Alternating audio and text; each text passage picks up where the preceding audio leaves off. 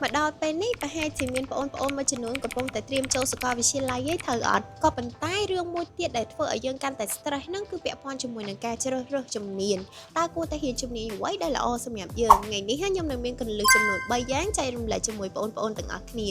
ាគន្លឹះទី1នោះគឺយើងត្រូវស្គាល់ខ្លួនឯងជាមុនសិនស្គាល់ខ្លួនឯងមកទៅបានន័យថាបែបណាដែរគឺយើងត្រូវស្គាល់ថាតើយើងចូលចិត្តអ្វីយើងស្រឡាញ់អ្វីយើងពេញចិត្តនឹងការធ្វើអ្វីហើយធ្វើអ្វីដែលធ្វើឲ្យយើងមានអារម្មណ៍ថាអូខ្ញុំធន់ខ្ញុំអត់ចូលចិត្តធ្វើឯងហើយមួយវិញទៀតហ្នឹងត្រូវស្គាល់ខ្លួនឯងថាជាមនុស្សបែបណាឧទាហរណ៍ថាអ្នកទាំងអស់គ្នាចូលចិត្តដោះស្រាយបញ្ហាចូលចិត្តបច្ចេកវិទ្យាចូលចិត្តកុំព្យូទ័រអីជាដើមអញ្ចឹងទៅអញ្ចឹងអ្នកទាំងអស់គ្នាអាចពិចារណាដូចជាជំនាញផ្នែកខាង Computer Science ឬក៏ Engineering ឬមួយក៏ជំនាញផ្សេងទៀតទៅតាមចំណង់ចំណូលចិត្តរបស់យើងប៉ុន្តែកុំហក់លោតតាមគេកុំកុហកខ្លួនឯងណាសួរខ្លួនឯងជាខ្លួនឯងថាអ្នកទាំងអស់គ្នាជាអ្នកណាស្រឡាញ់អ្វីចូលចិត្តអ្វីហើយអ្នកទាំងអស់គ្នាក៏អាចសាកល្បងនៅក្នុងការធ្វើ16 personality test ផងដែរដើម្បីស្គាល់ខ្លួនឯងឲ្យកាន់តែច្បាស់ជាងមុនថែមទៀតហើយដែលការធ្វើតេស្តហ្នឹងក៏មានអត្ថវិកាអីខ្ញុំនឹងដាក់ link នៅខាងក្រោមវីដេអូនេះជូនអ្នកទាំងអស់គ្នាផងដែរគន្លឹះទី2នោះគឺត្រូវធ្វើការស្រាវជ្រាវតាក់ទងជាមួយនឹងតម្លៃនៃការសិក្សាក៏ដូចជាអត្ថប្រយោជន៍នៃជំនាញនេះពេលដែលយើងចូលដល់សាកលវិទ្យាល័យមិនមែនជាពេលដែលយើងរៀននៅវិទ្យាល័យទៀតទេពេលនេះគឺយើងធំហើយយើងដឹងក្តី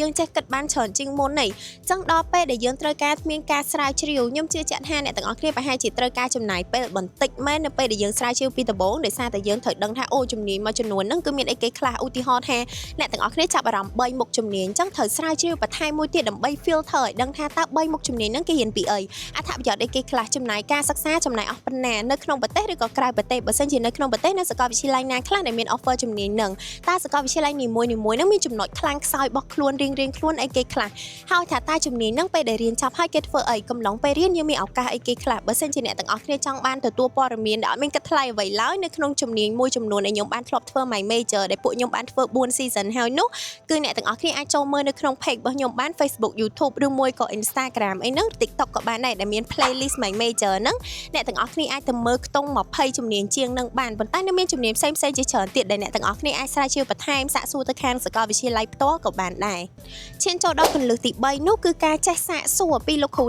អ្នកដែលមានបទពិសោធន៍ហើយសិស្សច្បងឬមួយក៏សាកលវិទ្យាល័យផ្ទាល់ដូចដែលបានលើកឡើងអំបញ្ញមិញអញ្ចឹងមូលហេតុអ្វីបានជាគន្លឹះទី3នេះគឺសំខាន់មូលហេតុហ្នឹងគឺដោយសារតែយើងម្នាក់អត់ដឹងរឿងគ្រប់យ៉ាងនៅក្នុងពិភពលោកហ្នឹងទេយើងអត់អាចចេះគ្រប់យ៉ាងបានទេនេះគឺជាមូលហេតុដែលយើងត្រូវប្រាស្រ័យតាក់ទងជាមួយនឹងអ្នកដទៃសួរដំបូន្មានបន្ថែមអាន website របស់សាលាប៉ុន្តែមិនត្រឹមតែប៉ុណ្្នឹងឯងគឺសួរសិស្សច្បងទៀតដោយសារតែគាត់មានបទពិសោធន៍ហើយគាត់រៀនជំនាញនឹងហើយគាត់គឺជា mentor ដ៏ល្អបំផុតដើម្បីអាចផ្ដល់ដំបូន្មានឲ្យយើងបានថាតើអូពេលដែលគាត់រៀនជំនាញនឹងគាត់ជួបបទពិសោធន៍អីគេខ្លះសម្រាប់គាត់តែគាត់មានអារម្មណ៍បែបណាដែរពេលដែលរៀនជំនាញនឹងហើយអ្នកទាំងអស់គ្នាអាចសួរខ្លួនឯងវិញថាបើសិនជាយើង reflect មកលើជីវិតរបស់យើងវិញតើយើងនឹងពេញចិត្តនៅក្នុងការសិក្សាជំនាញបែបនោះអត់ហើយបើសិនជាអ្នកទាំងអស់គ្នាត្រូវការសាកសួរ mentor ដែលគាត់មានបទពិសោធន៍នៅក្នុងការទៅរៀនក្រៅប្រទេសផងក្នុងប្រទេសផងមានបទពិសោធន៍ល្អៗជាច្រើនអ្នកទាំងអស់គ្នាក៏អាច download app បំណងមួយដែលអត់មានគិតថ្លៃអ្វីឡើយហើយអ្នកទាំងអស់គ្នាក៏អាច scroll through the mentor មួយចំនួនដើម្បីសាកសួរសុំយោបល់ដំបូន្មានពីបងមួយចំនួនផងដែរដោយសារតែពួកគាត់គឺមានបទពិសោធន៍ល្អៗច្រើនខ្លាំងមែនតើហើយ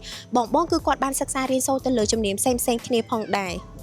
សរុបមកវិញនេះគឺជាគន្លឹះទាំង3យ៉ាងដើម្បីជួយយើងនៅក្នុងការជ្រើសរើសជំនាញដែលយើងស្រឡាញ់សូមបញ្ជាក់ផងដែរថាមានគន្លឹះផ្សេងជាច្រើនទៀតប៉ុន្តែដោយសារតែពេលវេលារបស់យើងមានកំណត់ថ្ងៃនេះខ្ញុំសូមលើកឡើងត្រឹមតែ3គន្លឹះសំខាន់នេះជាមុនសិនទេហើយអ្នកទាំងអស់គ្នាត្រូវប្រាប់ខ្លួនឯងថាអញ្ចឹងជ្រើសយកជំនាញដែលអ្នកទាំងអស់គ្នាស្រឡាញ់ពីព្រោះថាការតាំងចិត្តការតស៊ូនៅពេលដែលយើងរៀនហ្នឹងគឺពិតជាមានសារៈសំខាន់ខ្លាំងមែនទែនបើសិនជាជំនាញដែលចេញពីចិត្តរបស់យើងចេញពីបេះដូងរបស់យើងហ្មងណាទោះបីជាថ្ងៃក្រោយជួបប្រទះឧទាហរណ៍ថាធ្វើ assignment បាក់ឬមួយក៏ជួបប្រទះបញ្ហាអីផ្សេងគឺយើងអត់ងាយនឹងរៀថយទេដោយសារយើងត្រូវចាំប្រាប់ខ្លួនឯងមួយម៉ាត់ថាអញ្ចឹងជំរើសនេះគឺជាជំរើសរបស់ខ្ញុំជំនាញនេះគឺខ្ញុំជាអ្នករើសអញ្ចឹងគឺត្រូវតែពុះពៀគ្រប់ឧបសគ្គហើយបន្ថែមពីលើនឹងទៀតមនុស្សម្នាក់គឺតែងតែមានផ្លូវដើររៀងខ្លួន timeline នៃជីវិតរបស់យើងហ្នឹងគឺអត់ដូចគ្នាទាំងអស់ហើយយើងអត់អាចអូខ្ញុំទៅ copy តាមមិត្តភ័ក្ដិខ្ញុំហើយមិត្តភ័ក្ដិខ្ញុំរៀនជំនាញនេះខ្ញុំទៅរៀនជំនាញនេះដែរគឺអត់ត្រូវទេត្រូវសួរខ្លួនឯងថាតើចំណុចខ្លាំងរបស់ខ្លួនឯងហ្នឹងគឺជាអ្វីហើយមានអ្នកខ្លះគាត់ចំណាយពេលមួយឆ្នាំ gap year ដើម្បីស្វែងរកខ្លួនឯងអ្នកខ្លះទៀតគាត់ចូលរៀនភ្លាមប៉ុន្តែគាត់ take ដូចជា general education course ចឹងទៅបន្ទាប់មកគាត់អាចដូរជំនាញឬមួយក៏អីចឹងទៅអ្នកខ្លះទៀតគាត់រៀនជំនាញនេះបន្ទាប់មក master គាត់រៀនជំនាញផ្សេងឬក៏គាត់រៀនជំនាញនេះបន្ទាប់មកគាត់ធ្វើការទៅលើផ្នែកផ្សេងប៉ុន្តែអ្វីក៏ដោយការដែលយើងទៅរៀនណាគឺខំប្រឹងរៀនអស់ពីចិត្តពីព្រោះថាមិនថាយើងរៀនជំនាញណាមួយក៏ដោយមេរៀនដែលយើងបានរៀនសូត្រពីបុគ្គលជំនាញខ្លួនពីលោកគ្រូអ្នកគ្រូ lessons ទាំងអស់ហ្នឹងគឺនឹងត្រឡប់មកក្នុងជីវិតយើងវិញមិនថាថ្ងៃក្រោយអ្នកទាំងអស់គ្នាទៅធ្វើការស្ថាប័នរដ្ឋស្ថាប័នឯកជនឬមួយក៏អ្នកទាំងអស់គ្នាបើករកស៊ីខ្លួនឯងអីអ្វីដែលយើងរៀនហ្នឹងគឺពេល ណាមួយអ្នកទាំងអស់គ្នានឹងឃើញ show up នៅក្នុងជីវិតរបស់អ្នកទាំងអស់គ្នាវិញអញ្ចឹងស៊ូទាំងអស់គ្នាកុំភ្លេចជ្រើសរើសយកជំនាញដែលអ្នកទាំងអស់គ្នាស្រឡាញ់ហើយសូមកុំភ្លេចជួយ mention មិត្តភ័ក្តិបងប្អូនកូនក្មួយដែលគាត់ទំតែចប់ទី12ហើយកំពុងតែគិតថាអូខ្ញុំគួរតែរៀនជំនាញអ្វីនៅក្នុង comment ខាងក្រោមនេះក៏ដូចជាចែករំលែកវីដេអូមួយនេះជាមួយពួកគាត់ផងអរគុណច្រើនចាំជួបគ្នានៅវីដេអូក្រោយទៀតពីនាងខ្ញុំសេងរស់ស្ថាមនី